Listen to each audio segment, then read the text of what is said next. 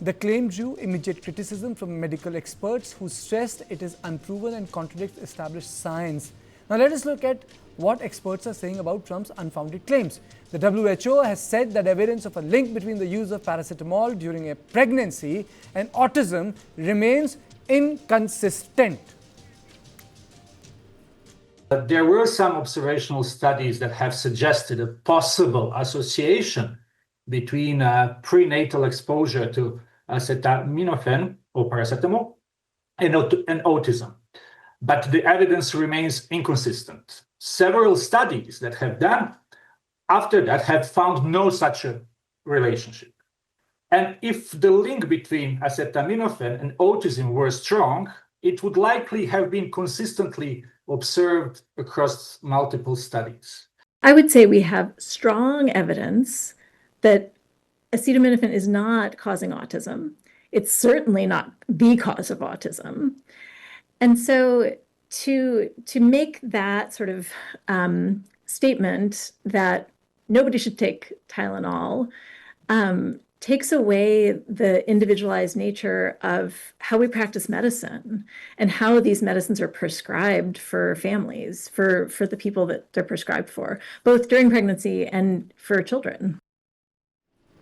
Dr. Stephen Fleshman, president of the American College of Obstetricians and the gynecologist, cautioned that the claims surrounding Tylenol could needlessly alarm expectant mothers and the parents of the children with autism.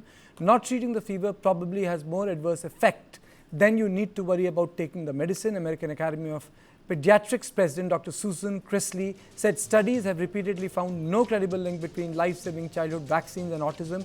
Any effort to misrepresent sound, strong science poses a threat to the health of children. Autism is influenced by a mix of genetic and environmental factors, but no single cause has been proven, said Dr. Emily Carter, a child development researcher at the Johns Hopkins University.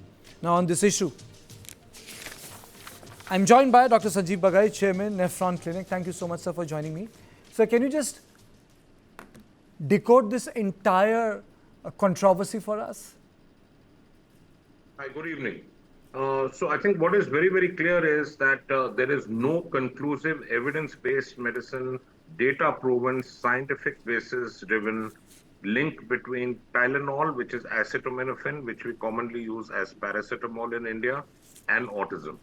Autism is a multifactorial neurodevelopmental disorder. Yes, the incidence of autism is increasing worldwide, the prevalence, but it's for a variety of reasons. Almost 70 to 92% of children who are diagnosed with autism have a genetic link. There is sufficient studies to show that there are more than 800 genetic links which precipitate autism, out of which none of them are related with Tylenol use. I must add that in pregnancy, at all stages, all medicines, not only Tylenol or paracetamol, antibiotics, anti-inflammatory, any other medicine which is prescribed should be under medical supervision. Justified use of a fever medicine is much better than the fever itself, which can harm the mother and indeed the fetus. There are now even allele links, which have been called as NR3C2, which is the main mutation which actually precipitates autism. I must add that air pollution, plastic pollution, environmental causes, prenatal exposure to environmental factors, familial rings, family history, all these, including gestational diabetes during pregnancy, precipitate autism. There is no direct conclusive link. I'll just take a minute more. The studies which have so far shown some sort of distant association between any medication and autism are very small studies which are inconclusive. The largest studies, which include 2.5 million children, which is called as the ALQUIS study, has shown no link. The Japan study, which has analyzed 2 lakh autism children, shows no link. Genetic is the answer, not one particular drug, not at all. So are we looking at a larger pharmaceutical war? Because in America, medicine is also about business, big business.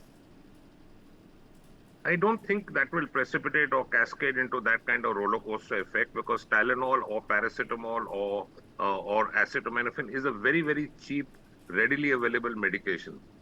The advice which we should be giving sensibly and academically, scientifically is use medicines under medical supervision, especially in pregnancy.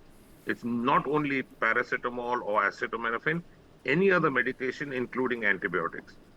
A short course, which is medically justified, will do more good than harm. Dr. Bagay, during COVID, America saw a sort of a politics which was about not administrating COVID vaccines. Now, you have positions from a religious perspective on medicines. The American administration, especially under the Trump administration, has taken divergent view on the issue of medicine. How, India have, in that context, have been far more progressive. Do you think this might have a larger impact on the way the community of science and the medicine can get affected? Because America, at least for now, is at the cutting edge of medical technology.